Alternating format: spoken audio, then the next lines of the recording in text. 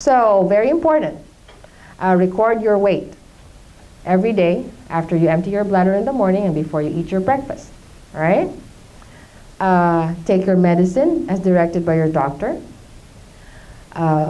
Meals, avoid sodium. I know this is not new to you guys. We've been hearing about avoiding sodium when you have high blood pressure, when you have diabetes, and now when you have congestive heart failure, you're supposed to avoid sodium too. Limit fluid intake, and this depends on what your condition is. Some doctors would prescribe a more liberal fluid intake, and some would really have you limit it to maybe a liter or 1.2 liters a day, which is not much.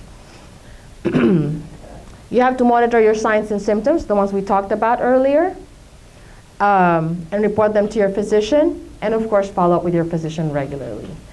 So before we go to the next slide, you know, when we manage congestive heart failure, it's a team approach. You know, you have to work with your nurses, your doctors, and of course you have to do things for yourself every day. So it's not just do what I want and then go to my doctor once a month. Okay, so there's things we need to do. So we need to do all these things to help ourselves to manage our congestive heart failure.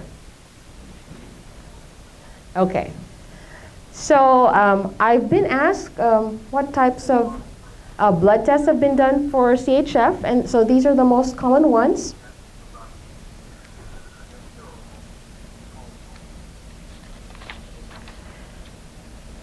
All right. So blood tests.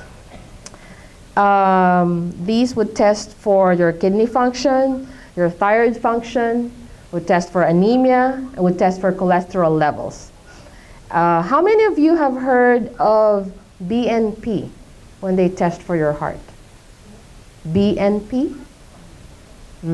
Okay, well, BNP is a substance that is secreted from the heart in response to changes in blood pressure.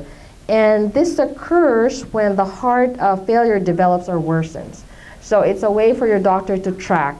A high BNP means, you know, you have worsening congestive heart failure. X-ray.